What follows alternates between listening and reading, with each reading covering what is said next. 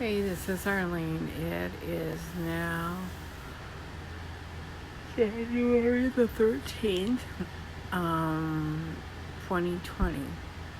So anyways, I wanted to talk about a few things. First of all, I'm pretty rent like I'm sunburned, but this is all from the frequencies.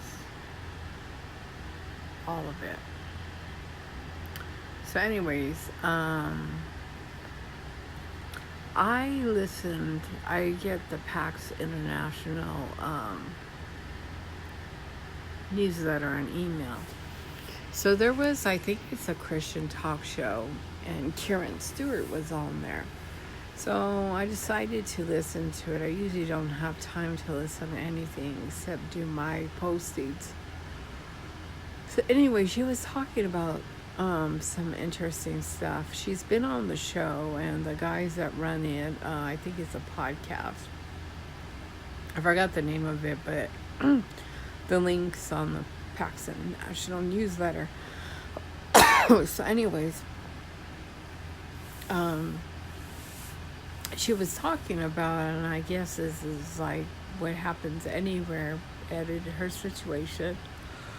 She's very well spoken, so I'm glad I listened to it. But she was sharing how, and you probably realize it and then don't realize it, but like how maybe like your neighbors are approached and stuff, and they talk to them, and what they do is like they'll gift them like with a washer or dryer or stuff like that. And it could be anything. Of course, it's not. I'm sure it can't be anything traceable. Which someone had mentioned to me, like some people are forced into it or pressured into it. But you're getting a reward. So first of all, if you're approached by somebody, and say even if they're linked to the federal government, they're not going to give you a washer and dryer. You would get money and you would get a check. So somebody that's willing to give you stuff without any traceable things, it's illegal. That's what it is. It's illegal. And I remember I talked to a former coworker, and she was telling me how this girl that she friended that we used to work with on Facebook told her about this program. You call or you email this person and they call you, and they're from the federal government, and they ask you some questions. Now if you qualify, they will bring you $100,000 cash to your home. And but not everybody qualifies. So she was asking her a lot of questions. The girl was kind of getting irritated with her. And, she had shared that there's some people she knew that didn't get it. Well, I told her, I said, you need to delete that email on Facebook, that message and stuff. And you need to unfriend that lady, because the federal government is not going to bring you cash to your door. Hello, IRS. They're not going to do that. If they're getting money, it is probably some illegal things are going on. So anyways, getting back to the talk show. So with Karen, she had talked about different things, but then she was talking about how they can block you out of neighborhoods. And I had that situation when I was at El Rancho Apartments on Mission Road. The landlord, the manager, who I was told is actually the owner, but saying he was a manager, he wouldn't tell me inside my apartment. He told me like in the courtyard, you can stay, but your cat can't. So this was just like, for some reason, they didn't want me to have a cat, because why else would you all of a sudden start with your apartment is not cat friendly? So I kept my cat, but I couldn't find, when I started looking for apartments, it was really hard for me to find an apartment. Now I found one in LA, which turned out to be nice and is close to school and work. But she was saying sometimes they can block you from neighborhoods or like block you from employment, for various things. And I thought about it, I was like, when I figure, okay, I'll go back to Pico Rivera because it's close to my mother. So I went to some apartments that were had pets. They were pet friendly. And when I went back, every single apartment did not allow pets. There was one I found, but the ones I found were more like Section 8, and I didn't want to deal with that.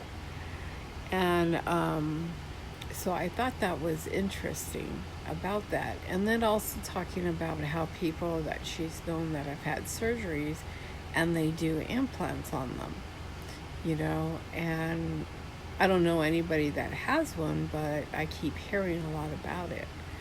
So, I mean, I haven't really gone to the doctor or anything, and the times I've gotten sick and stuff, they just want to give you a prescription, and I would normally take a prescription, but because of all the frequencies I get, I don't really know the conditions of my organ, especially my liver, so I opt out of it.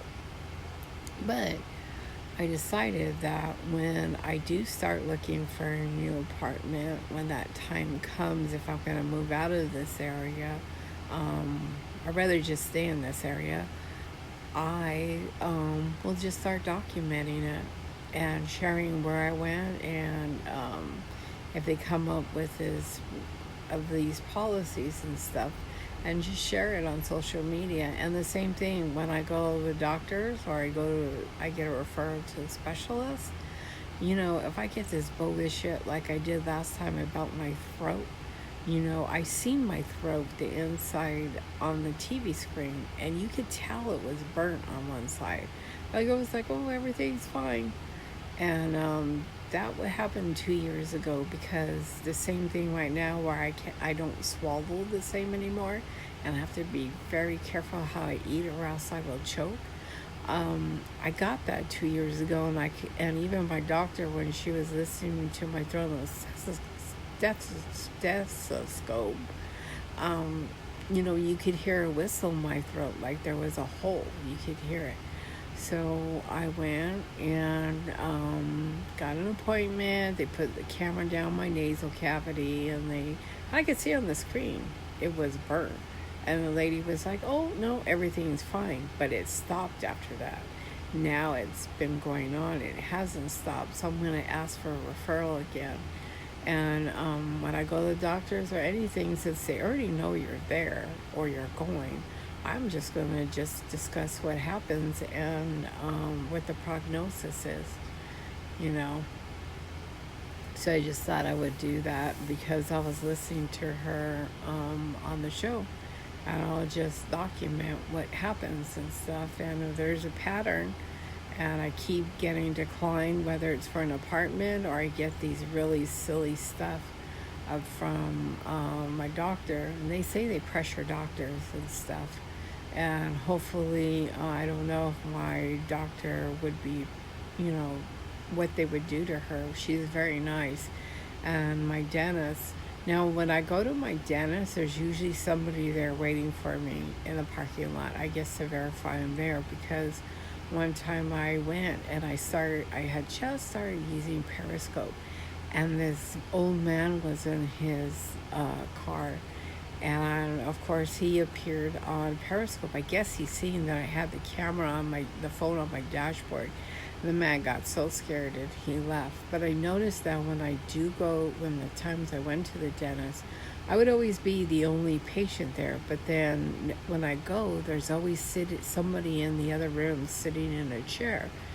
And it's just the dentist. And I never hear him working on the other person. So I kind of got a little suspicious on that, but he's a good dentist. I mean, I don't have any problems with him, but I'll just be careful, like what I say and stuff now with him. And that's basically it. But if you get PAX International newsletter, or you could go to the website, it's a pretty good interview. It's like she was on there for, I think, for 30 or 35 minutes.